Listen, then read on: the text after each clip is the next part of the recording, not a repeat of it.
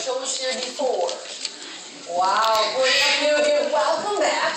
And for those of you who have not seen one of our shows, let me just explain a little bit about what we do here.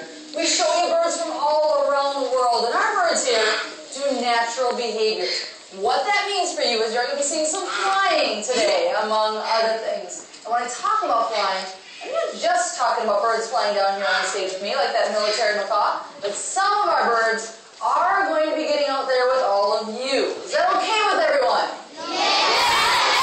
Okay, I'm glad you're excited about that. And I should also let you know that our birds don't fly way high above your heads. They fly right over the tops of your heads. Some of you just might go home today with a brand new hairdo, courtesy of one of our birds. Because they fly so low, I also have a favor to ask of everyone.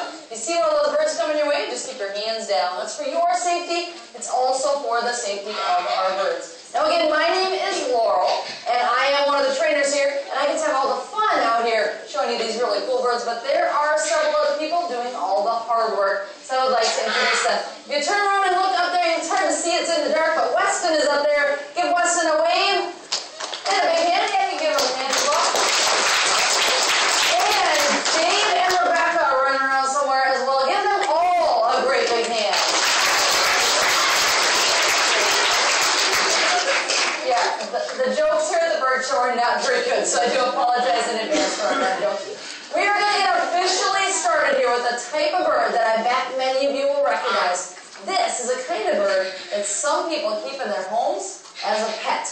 What am I talking about? Parrots, exactly. Well, this parrot that we're going to bring out here is a type of parrot that can be found in and around Australia.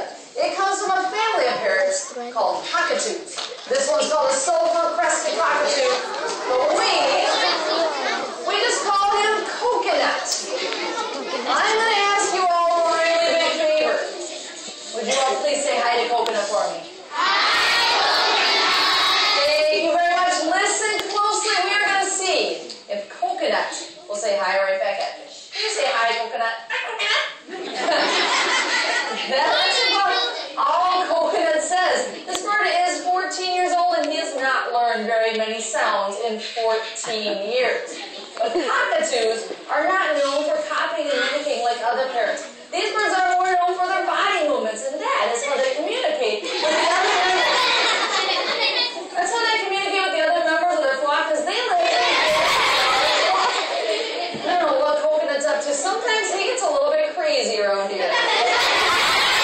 Exactly. Well, he is showing off that yellow crest of feathers on the top of his head. That is how these birds get their name, sulfur-crested cockatoo.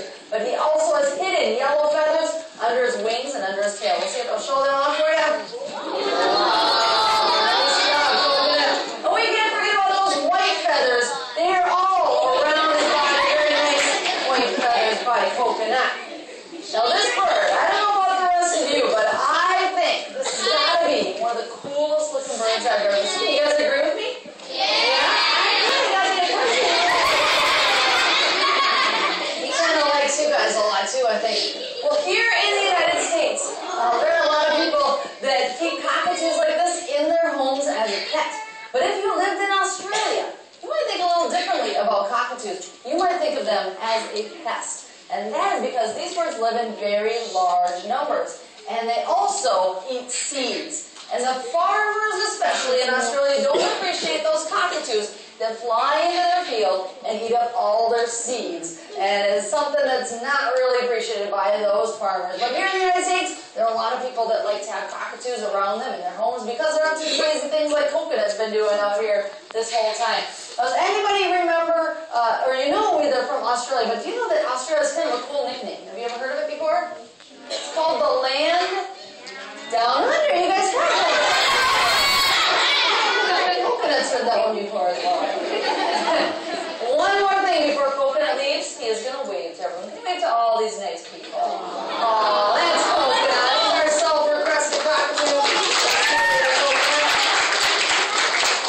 Thank you very much, everyone.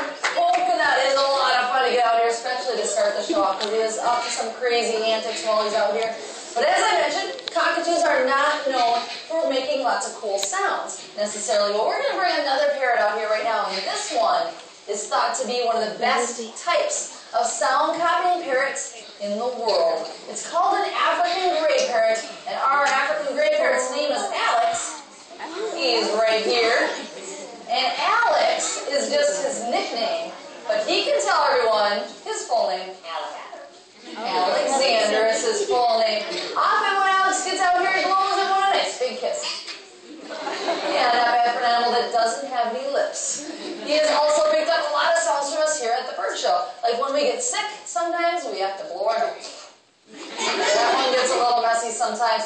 Alex has even learned to do a little dance. Not too bad at all. Well, this bird is over 30 years old. He has learned a lot of sounds in 30 years. So what we've done is made up a little fairy tale. I'm going to tell the fairy tale, but Alex is going to help me out by doing all the sound effects. Here we go. Once upon a time, Alex was sitting in a tree in a forest when along came a man whistling a song. Along came another man, and he said, hello. Hold on. Didn't he have a deeper voice?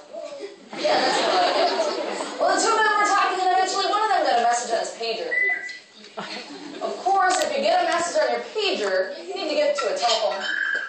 Unfortunately, they did not have a cell phone with them, so they needed to walk all the way out of the forest to get to their car. Alex, I said their car. Apparently their car wouldn't start.